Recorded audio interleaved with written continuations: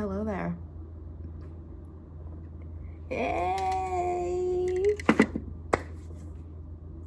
Hey. Hey. So, it's been a minute. It's been a hot minute. But, like, hey. Okay, no, but seriously though, like, it's been a long time. But you know, your girl had to get in her creative bag and we had to like reevaluate some things, you know. I was on a hiatus, you know, to watch Love Island. I'll be honest, like, I mean, obviously there was more to it than that, but that did play a pretty big role. But it's okay because that's what we're here to talk about today. Yeah. I feel like Love Island is still in the air even though the show's over. So we're gonna sit and chat about it because see what I did there? Okay, no, but seriously, that was such a coincidence. But seriously though, like, we're gonna sit and have a little chat. I hope you guys can sense the theme if you're watching on YouTube. I didn't want to go full speedo, so I was like, I still want to give beach bombshell, but not like, you know, nudity type shit. So here we are, crochet top, done none other than the hands of my able grandmother because I can't crochet for shit. I put on some body glitter. I don't know if you can tell, it smells really good. Y'all hit up your local Marshalls because I went to that skincare aisle and I forgot what life was about for a second. In this political and economic state of the world, my pockets are looking at me like, can we talk about the political economic state of the world right now? And I was like, hush, put it on the card, we'll figure it out later. Can I get a hell yeah? Hell no. Okay, let's go. I feel like this season of Love Island was pretty political. I feel like every season of Love Island is, but I feel like this season it really just showed a lot of people's true colors with the political and economic state of the world right now. I just want to put it out there and say this is my first time watching Love Island. I'll be honest, I'm not going to sit here and act like I've been watching this for years. UK, Australia, I've never really been one to watch reality TV, yet this show did have me sad. I did, however, start watching season 6 before I watched season 7 because I wanted to be different. And even though season 7 was coming out at the time, I was like, no, I'm going to start with season 6 because that's where the magic happened. I knew they didn't relate to one another, but I just wanted to see, just to have also like a little bit of a background. And I feel like that really did help with how I viewed this season, because I feel like if I would have went into season 7 not watching any of Love Island, I probably would have had maybe some similar like ignorant opinions of people who clearly have only watched this season like for the first time, the show for the first time this season. Season 6 was a banger. Season 6 was 1,000 times better than season 7, but even though season 7 was a train wreck, I was entertained. And there's so much that came from season 7, but today specifically I want to talk about the love, you know, what the show's about, but more specifically the swirl love, because there's just so much discourse about a certain relationship that I'm just really confused about because they were the only real one there. But I digress. So I'm not going to be talking about Ace and Shelly or, you know, Brian and Amaya because they're not swirlers. We could talk about Ace and Shelly, like the difference in like ethnical background, but I wanted to highlight on specifically the swirl relationships and see how society is receiving them, perceiving them, and why that is, because y'all are acting like it's loving all over again and I'm confused. I think we should start with like the bare base, probably most deceiving one, and that is Iris and Pepe. Iris is, you know, it's snowing, and Pepe, I believe he's Puerto Rican. Italian or he's some, what he's color Latin. are you anyway? I don't some type forget of black where he's from exactly. What color but do you I know think I he's am? not white. He came on really strong with that like Latin, you know, he was speaking Spanish, you know, being a hot tamale in the villa, bombshell vibes, and I kind of just fizzled out. But I mean, I'm sure that's just, you know, not his whole personality, so he didn't make it his whole personality, which I can respect and appreciate. But yeah, I think people often forget that they are also technically like, technically they'd be like a swirl love, but whenever we look at Iris and Pepe, no one really seems to question the integrity behind that relationship, even though they got together at literally like what, episode 30 out of 35, and somehow everyone was convinced. And I'm not saying that the relationship is fake or anything. I mean, where it's Snow and Pepe's going, so I'm not really surprised that they like were attracted to each other and hit it off.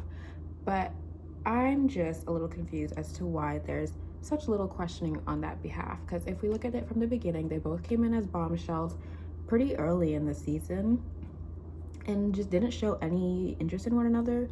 You know, Pepe had his thing with Hannah, Iris had her thing with TJ, and almost Ace there for a second, which I feel like that would have been really interesting to see, I'm not gonna lie. But they were not, their paths never crossed, and that's okay. But for them to like kind of come out of left field with this like little budding romance, it's kind of like, all right, I can get down with that. What I can't get down with is people acting like they were a match made in heaven, and yet people are over here looking at Nick and Alondria like, you know. So that's kind of where the indiscretion is coming from with me on my end. However, they're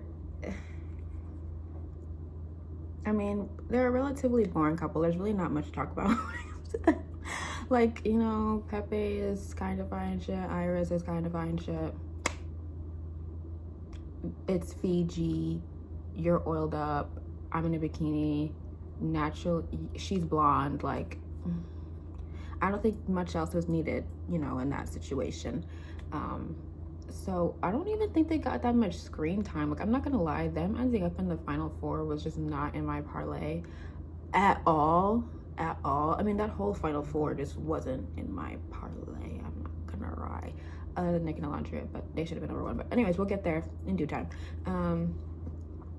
So seeing them end up in the final four was kind of like, oh, you know, we have to put that in there for certain viewers.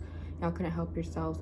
But I didn't hate the relationship. Honestly, I kind of liked the relationship. I liked their little dynamic. You know, it was giving like just chill, low-key, funny vibes individually, and then they come together. I really couldn't tell you a single scene they had other than how quickly they both switched up when it came to like TJ leaving, and Iris was like, well, Pepe, you know, he actually, you know. And so I was kind of like, okay, girl, go ahead. I mean, that's game at this point. It's just game. It's just game.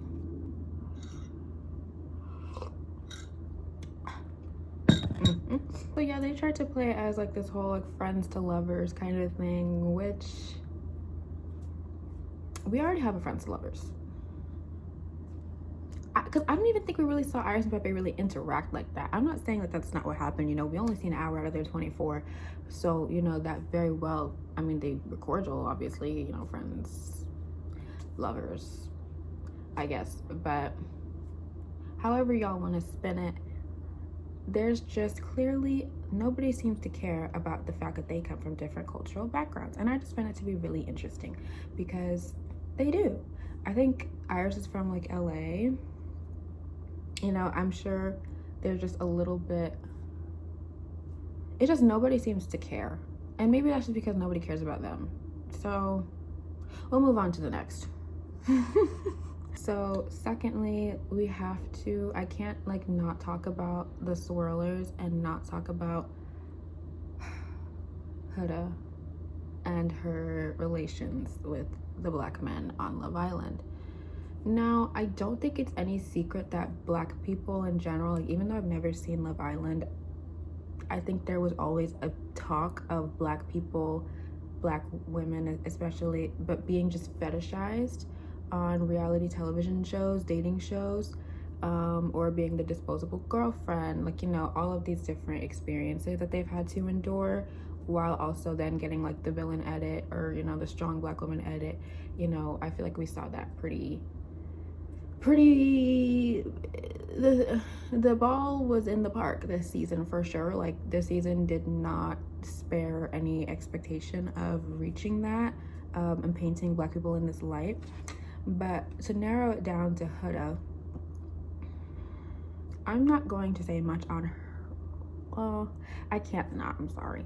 But I think there was definitely like some targeting of Black men in that villa by Huda, and also some fetishization on their part as well, which is one of the stark differences between Huda and her counterparts and Nick and Alandria, is the fetishization tower. You know, it's tilted. God, thank you. She my type because, boom, Latina, that's always been my number one. Hips, lips, hair, and all that, like, just to a T. We're definitely finna see what that's about. No cap. Their scale. It's tilted. So let's look at Huda's first relationship with Jeremiah. Sorry. So, off rip, they have this physical attraction to one another. And that's cool and calm and everything, but it quickly, you can just see that that was all that there was. And the more they got to know each other, the more they just clashed. As you've seen, I'm not actively pursuing other people. Okay. As I've shown you that. Yeah, you're doing great. I hate when you say that. I still like when you say you're doing great. Why? Seems like you're like talking to like a kid or like a dog. Okay, Just sorry. Like, I'm sorry. To understand. No, because you're rude. Yeah, I forgot you're tired too, and I'm over here listening to you, and you're tired. I can't listen to you when you're tired because you gaslight me. And from the beginning, the issue with that relationship being, I'm not going to say Jeremiah specifically, but his fetishization of Huda. He repeats multiple times throughout the series while he was there that he loved foreign girls, you know, some foreign shit, foreign baddies, IG baddie, Latina, spicy Latina, caliente. If, you know, that is his type, you know, which is why it's extra surprising for him to be saying all this stuff about Alandria at the time, but I digress. But so he was very tunnel vision. I don't think there was really anyone else at that time who looked like Huda or was on that like foreign wave that was really turning his head. So he put all his focus onto her because that was his usual type. But with doing that, he also put her on a pedestal. And I'm pretty sure he has a white mom. It shows. So you can see how there's just an imbalance in power already, because he's putting her emotions, or just not even emotions, he's putting her as her ethnicity. He's making that her identity, and that therefore is catapulting her in the relationship. Whereas because I guess he clearly just doesn't view like him being Black or biracial, you know, as to be like on the same playing field, because he's romanticizing and fetishizing this foreign girl ideology. So you can see how when that comes, all that's there is lust, and not even just lust, but an insecurity in oneself, because you're putting this ethnicity, this race above your own, because he did not treat the Black girls that way. And just by what he was giving in his personality himself, you could just tell like he didn't really seem to value himself, period, because he was getting walked over in that villa, specifically by Huda. Like, if I'm standing here, how do you usually hold me, Jeremiah? Okay, but it doesn't No, look at me right now. How do you usually hold me, Jeremiah? I'm not gonna hold you the same way every time. The fact that She was bitching him. She was sunning him bad. And he let it slide because she was foreign shit.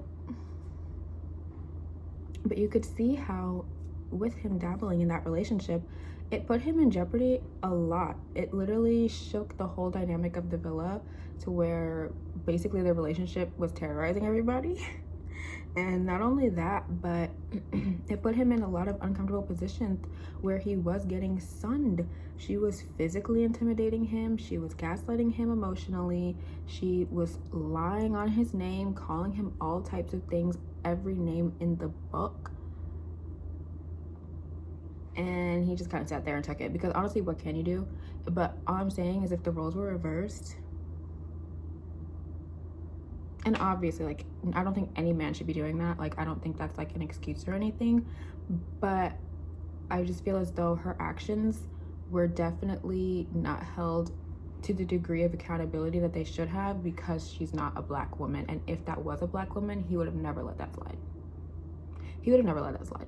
So there's that. And then at the same time, Huda individually, in order to make Jeremiah look better, it came at the expense of putting black women down and villainizing black women. And what was it, the first or second episode? With the whole, y'all need some real men. First of all, girl, you just met this man. He hasn't done anything but not pick somebody else. One, that's not choosing you. Him not picking somebody else is not him choosing you, that's one. And two, like, it's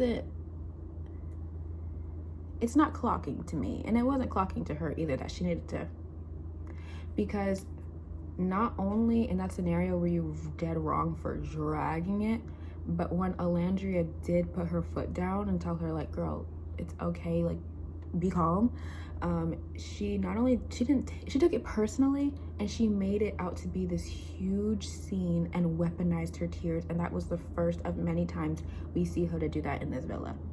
Like, I gotta give her a code name. I don't even really want to say her name for real. They calling her Hilda on Twitter, y'all. Also, if there are any Huda fans or stans, just go ahead and unfollow and subscribe, because this is not a safe space for you. Sorry. And for her actions in the outside of the villa, post villa real world, to kind of just double down on everything that she did in the villa, it really is very reflective of her character and complete disregard for the people that she was terrorizing, aka the black people. Yeah, like, even when we move on to Huda and Chris, I did find it to be a bit shady that after she lost her ball, like, the first thing she did was go after Shelly's man. I did think that was a bit shady. But Shelly let it slide. But for her to then spin the block on Ace,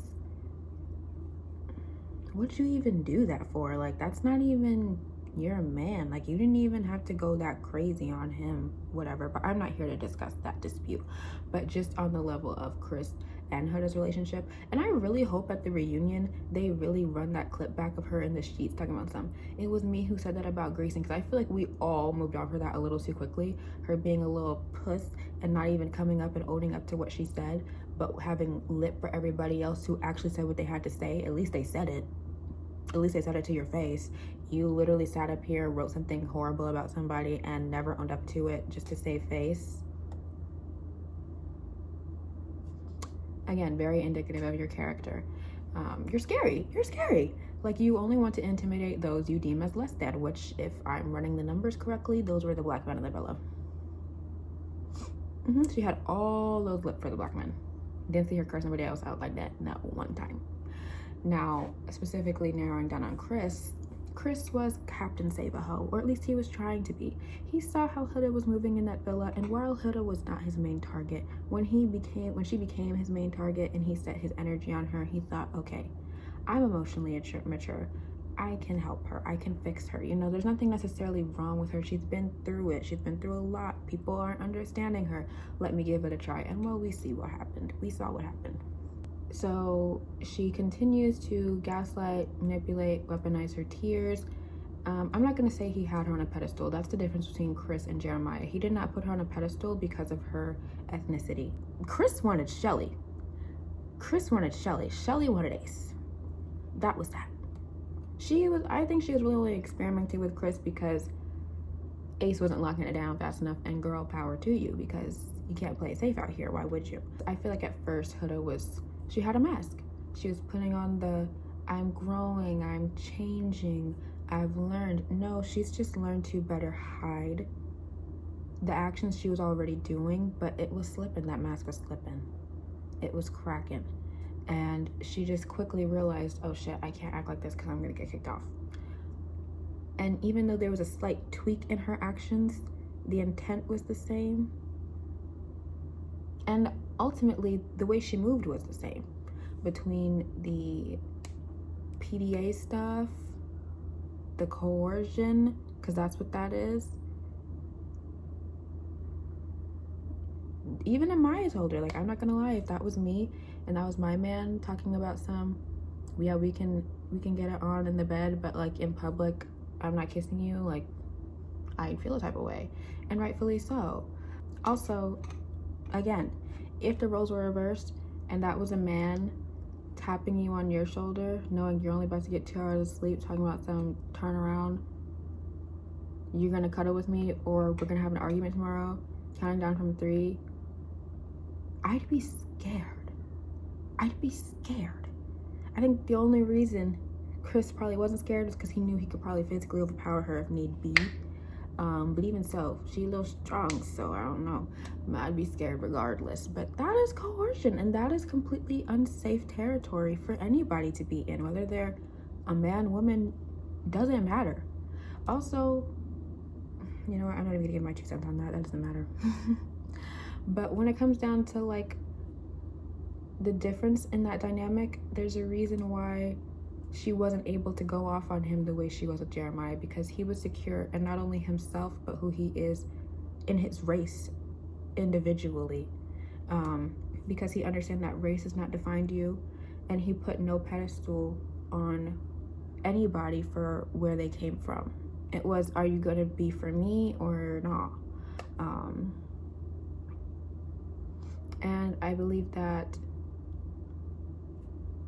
with Huda not being in a secure place with herself and maybe her cultural background as well, given all of the work she's had done to kind of erase that, I think seeing Black women being chosen first really did something to her, like mentally. Like she was losing it. She was losing it, which is why she did what she did with Ace and why she did what she did with Chris. It was, I think, a bit of a shock, a bit of a culture shock for her to see a Black woman be chosen, especially over her.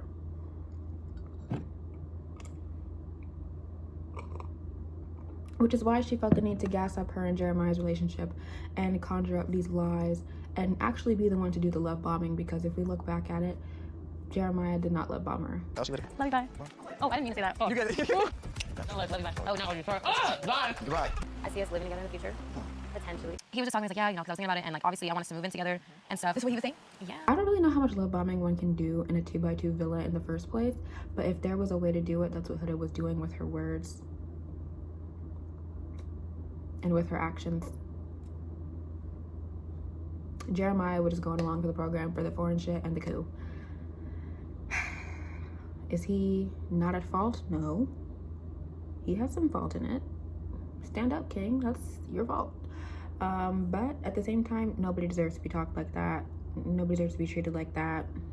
We're all adults here. Let's act like it, you know? And the fact that she has a daughter is really scary because, one, I'm not gonna lie, I don't know, that's none of my business, but ain't no way she got custody of that girl because she's everywhere but with her kid.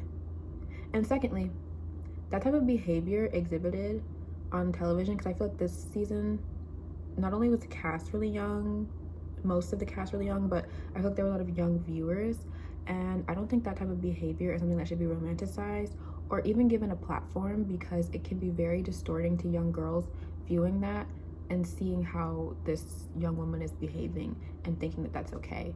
She weaponized her tears. She withheld information to then bring it up later, to make people feel sorry for her. She had a complete victim complex and just a complete superiority complex at the same time. Like, I don't even know how those two things add up, but that's what happened.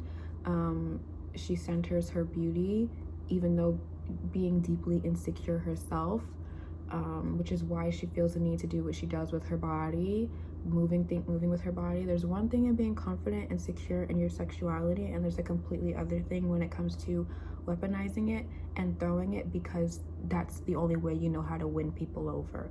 I'm gonna let y'all do the math and figure out which one she did, which one she was aligning with, because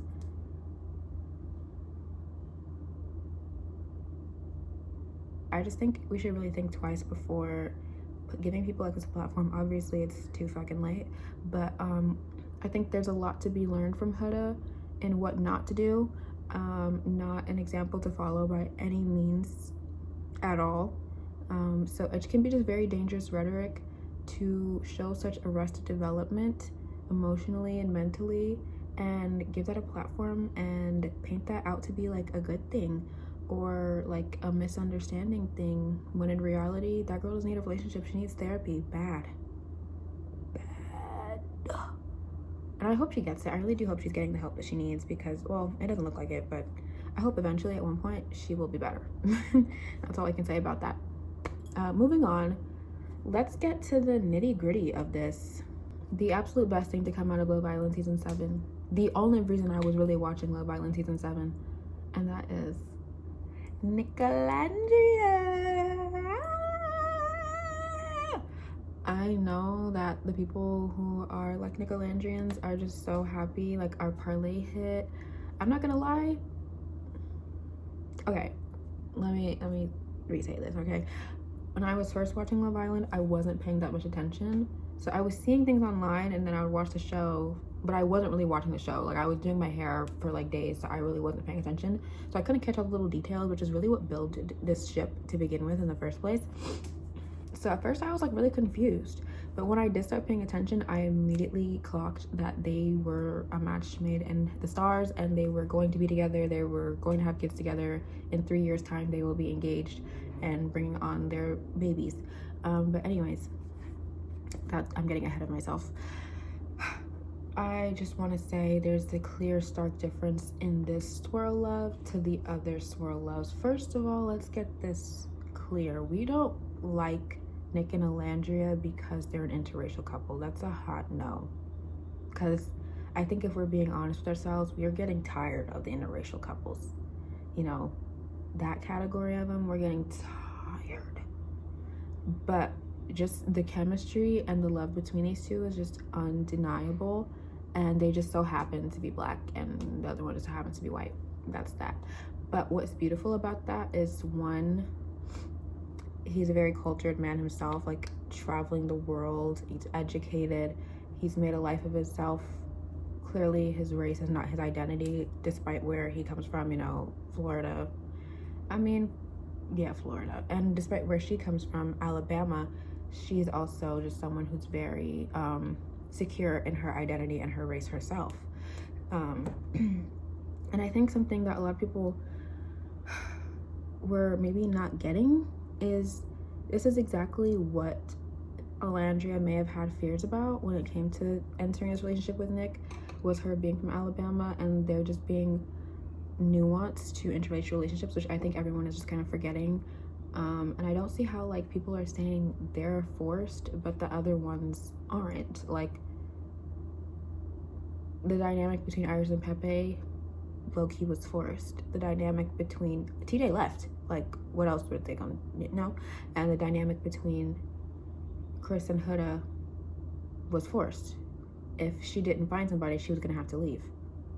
Now the difference in that between Nick and Alandria, despite the fact they did all technically couple up on the same day officially, is the fact that Nick's wanted her from the beginning. From the beginning. Like, I don't think we're really like, are we watching the same show? Yes, there were some hiccups in the road. Yes, there were some things in the way on both parts. But that's what made the story so beautiful, is that they still managed to find each other in the end regardless. And so for her to be experiencing all this hate online for literally just racial tension and racism, to then enter in this space, you know, this relationship. Well, obviously she didn't know what was going on while she was in the villa, but like, to come back to real life seeing that and everybody questioning the integrity of their relationship, it's just giving, why are you questioning this relationship? Why is this the relationship that suddenly everybody is so confused about? It just can't be real, ain't no way. Let's be honest, what is it about? Like, oh, I know what it's about. Y'all cannot fathom a conventionally attractive white man finding a gorgeous black woman attractive or suitable for romantic pairing beyond fetishization. Well, let me tell you something. That's what it is. You can see a clear distinction in how Nick and Alandria's relationship is between, just for example, like Huda and Chris, or Huda and Jeremiah. Who are some others? I don't want to say Iris Pepe. Well, you know, I'd put Iris Pepe because he's got a thing. He's got a type, okay? But there is no fetishization happening with Nick and Alandria. He's not obsessed with her because she's black. Like, he's just obsessed with her as an individual. And that's what makes it a true friends to lovers, is that he took his time to get to know her first. And even though there was a time where it was looking grim.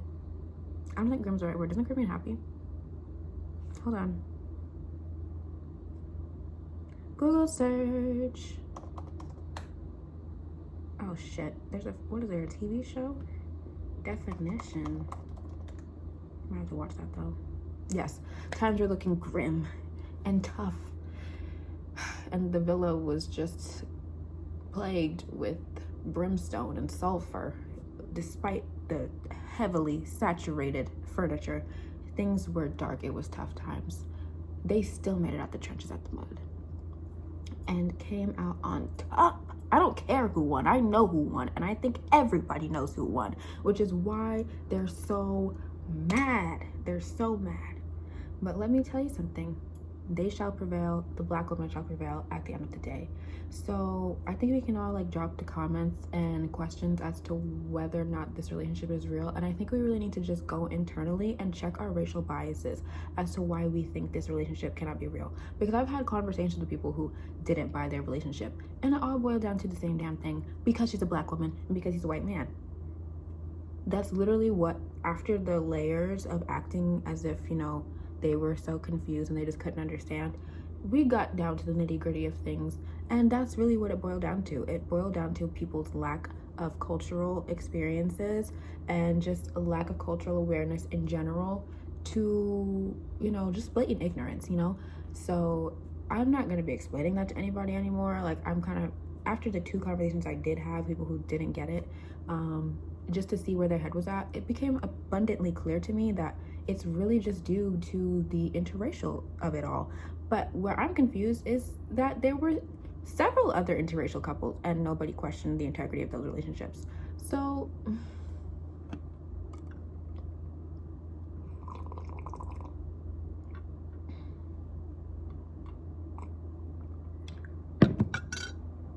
what's really tea? Like, the fuck? All I know is my clients are booked and busy, okay? They're booked and fucking busy. I'm just happy to see, after everything Alandria has been through with being with somebody who shares that similar cultural background, 3 dreads, that she's getting the love that she deserves. Because it's like, what do we do? She couldn't win when she was with Taylor, who was treating her like shit, and for some reason they gave her this weird chasing Delulu girl edit. And then once they saw they couldn't do that anymore, they quickly switched to the villain mean girl edit. They just, either way, she couldn't win with that. Now she's with a man who loves her, cherishes her, worships the ground she walks on, and now it's, oh, poor Alandria, she didn't get in an Arby's commercial. That's the life she actually wanted on the hillbillies with Taylor.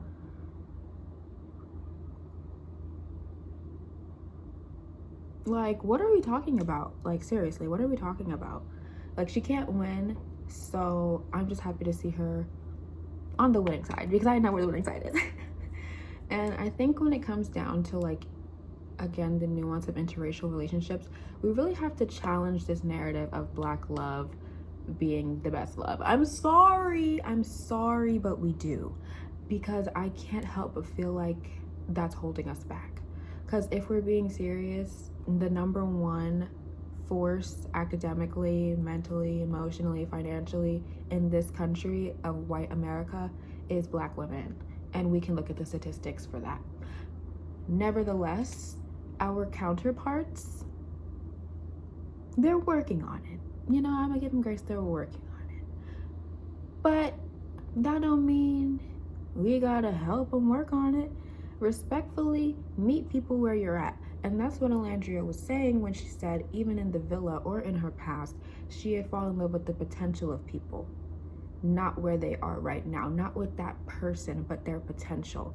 And part of that is that Black love mentality of holding somebody down, being a ride or die, and just again, like just riding for your people, for your, I don't know, for Black people, whatever. But we really had to remove that, I'm sorry, because it's not serving you. And we saw time and time again Alandria stick within her comfort level for, you know, cultural reasons, for personal reasons, well, not even really personal reasons, but just for a lack of self-preservation and more of self-sabotage, really, which is something, again, that I think Black women have been trained to do, to put others first, to put others' happiness before our own. What I've learned in this process, you have to be selfish. I struggle with that so much. And I truly felt like me picking Nick last night was the first time that I finally put myself first without considering anybody else. Whether that was a friend, another connection, or anybody else. It was just for me. So as selfish as that was last night, I felt good. We saw with what she did with her friend, her co-worker. Let's remove that friend word. I don't know what we're talking about, friend. Her co-worker, whose name shall not be named, and with Taylor, who, I don't even really want to say his name, but she put their emotions before her own, which at the end costed her everything and gained her nothing. She was in the negatives, and it was giving grim. It was dark, dark times. And yet, I like this point I saw someone make about how Nick was the only one who was ever really honest with her. Like when it came to Casa and, you know, the bombshell, you know, Clark, everything, Nick was the only one who told her straight up, like, hey, I'm be real with you, your man is gone. Yeah, he's like emotionally attracted to her and he's physically attracted to her, which I know y'all kind of had that, you know, he referred to it as a slow burn. I'm gonna hold your hand when I say this to you. I've never heard men use the term slow burn so often in my life than when I watched Love Island. I didn't even know y'all knew what a slow burn was, but y'all are using the term slow burn wrong. Slow burn is not about like this delayed process in liking somebody. A slow burn is liking somebody over time, and it builds and builds until you guys finally make it serious and you both come together at like the perfect time. Like it was almost too late, but you caught it. That y'all's idea of, I don't know, delayed gratification, like that's not what, well, that's what a slow burn is, but y'all is more of like delayed lust, because you realistically, physical attraction is not something that you can help, and it's not something that you're going to wait for. Like if you're waiting to be physically attracted to somebody, you're convincing yourself that you're attracted to them. So let's kind of remove that like terminology here and just call it what it was. Like he was not physically attracted to her, he never was, and he said that. And so the minute he saw what he actually was attracted to, he immediately left her, because that's what he had been waiting on. So really he was just using Alandria for that leg up, to stick around and just to wait for something better to come along. Like that's all that he was doing. That's not a fucking slow burn. Like I'm not giving him that credit, okay? Because I love slow burns, and that's what Nick and Alandria was. He was attracted to her from the jump, and he waited, she waited respectfully, out of respect, even though if it were up to me, that man would have been mine. But hey, she had I guess respect. I don't know if it was due, but hey. And when the time was right, they couldn't take it no more. That was that, you know? And now here we are today with them in bikini shits together. And so yeah, I'm just saying, like, when it comes to the Black love thing, or just dating within your race period, you know, whatever, like, I just wouldn't let that be like a confine to your experience of love and how you experience love or how you accept love, because everybody is deserving of it, and you don't really know what form that's going to take. So don't like box yourself off to things just out of comfortability and what you're used to, because what you're not used to might give you the time of your life and suck you off the bone, you know, whereas the other one is like kind of picking apart the chicken. I don't know if that made any sense. Also, like I said, I'm in pretty deep in the Nick and Alandria content and parasocial relationship, I'm not gonna lie. So with the show being like over, I don't really know what to do with myself, and I saw this TikTok that was like, oh, books to read if you like Nicolandria. So I looked through the comments, I looked through like, you know, different reviews, and immediately I decided to get this book. Oh, this book. I'm exceptionally disappointed. This is not Nick and Alandria. This is not Nick and Alandria. Like, no hate to the author or to people who like this book, but what the fuck is this? Like, y'all literally like scammed me and played me for filth and just took my money. Like, I was expecting, I don't know, this is supposed to be a slow burn. I don't know. It's like this really weird concept of like this 7-year hunt of wanting this girl, but to me it's just giving lust. Like, it's just giving lust, and that's just not what I wanted. Like, I just want a book that feels like a Lana Del Rey song. Like, I just want a book, a romance book that's really just gonna snatch the rug from under me and then I'm falling into the abyss. Like, that's what I'm looking for. Something to be found within like the ancient texts. Like, I need something classic, something timeless, something that favors, you know, what Nick and Alandria truly are, because they're timeless, you know. And don't even get me started on Alandria. Like, her beauty is transcending time, space, the continuum, the whole thing. It's something that is like not even of this time. Not of this time, you say?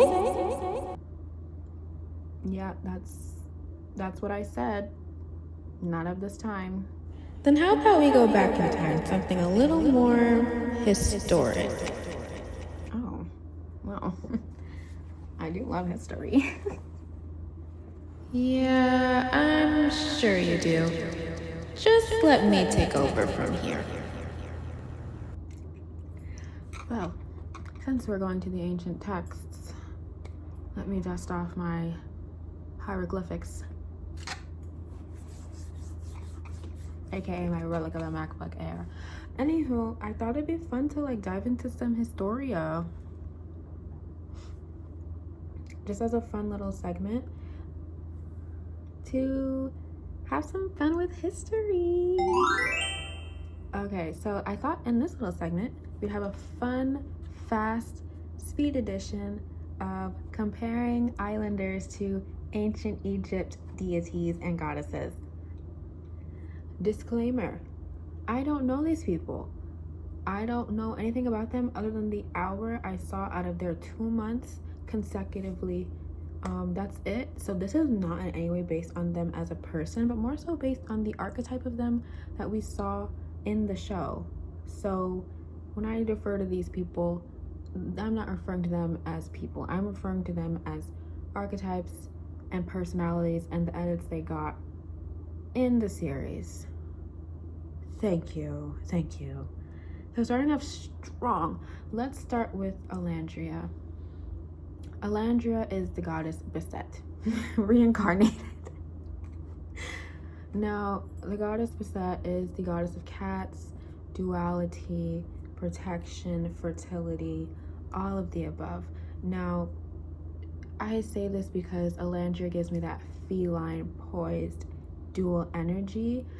Especially we hear a lot throughout the series of her talking about her being single for so long that she stepped into her masculine and she was seeking to be put into her feminine. So she was seeking this duality.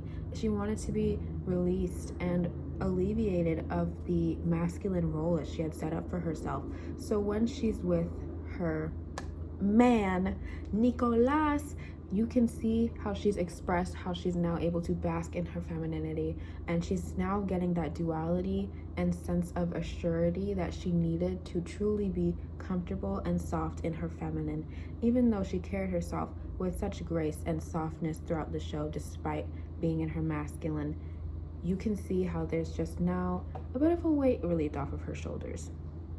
At the same time, she is a force to be reckoned with, and she is striking, and she can be a vengeful force. That's where the duality comes in. And you can see how the way she's elevated through her emotional maturity, she's often referred to as the old soul or the soul of the villa.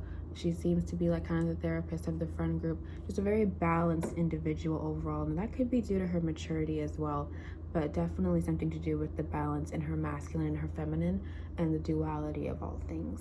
So that is why she is giving Goddess Beset. Now, Shelley is Cleopatra. She's Queen Cleopatra. She is desired by many, owned by none. She is a divine ruler. Her and Ace were running that villa like the Navy, especially during that Casa challenge. We got to see more of her personality, which I think was just more hidden, of her being like engaging and a go-getter and a leader. And when she said what she had to say, she meant it. And she only said the things that she meant. She is a resilience. She is a force. She is simply cherished and beloved. And despite all that she may endure, she is resilient, and she is an energy that is well received and loved by many, and that's why she has so many haters. Also, she's beautiful, she's gorgeous, she's divine. Like a flower. Or a bomb. Fireworks. That's kind of a nice in-between. Now, I'm giving Huda the goddess Sekhmet. She is the goddess of war. Wherever she goes, war is following. If there's anything I can give Huda credit for, it is the ability to make men miserable. So I'll give her that. Anyways, that was a fun little speed round of history. I hope you guys liked it. I'm gonna be doing more. But let's go back to the video to wrap this up. Take it away. Take it away.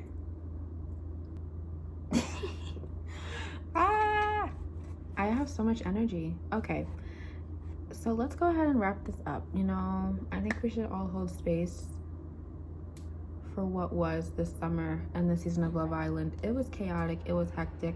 The internet kind of ruined it, but at the same time, there are lots of really good things that came from it, like the Come Here Cream community, or Nicolandria, or yeah. So I'm gonna give you, I want to tell you guys about my favorite Nicolandria moment because I'm obsessed with them. Sorry. I feel like this moment trumps anything else that happened in that little villa with any other couple. And it was seeing the growth and the development of Nicolandria literally going from friends to lovers and doing it like seriously and intentionally. Specifically, I think it was like episode 32, and they had that conversation in the speakeasy, and you can just see how awkward it was, and I was eating it up because it's like, it's so cute, like they're so nervous talking to each other, and Nick is just like, you just make me like really happy, and I'm like, ah! Like that is honestly how a man should be. Like if a man is not struggling, if his heart is not palpitating, going 100 beats per minute to speak to you, something is wrong. Something's wrong. Like that man doesn't like you. He just is lusting after you. And I need y'all to get that through your thick skulls, because I think that's another thing that people didn't believe when it came to Nicolandria, was because they were acting like normal civil people, and they were sitting on each other, eating each other, and like becoming infused with one another. That doesn't make a relationship. Like again, the whole point of the slow burn is that delayed gratification, which is why they hit so hard now, and when they did have those moments of intimacy, like physical intimacy. But what y'all were overshadowing and what y'all weren't seeing were those moments of intellectual intimacy and emotional intimacy that they were building through conversation and the slick glances. Like I need y'all to open your eyes and your ears and stop having this illusion of, I don't know if it's like the Tinder dating, where you think that like a man showing like that physical interest, or you leading with like sexuality and your body, is what makes a relationship. No, it's not. No, it's not. And I could take that as an opportunity to talk about Brian and Amaya, but I'm gonna withhold that statement because I think Brian pouring shots in people's mouths in the club shirtless was punishment enough.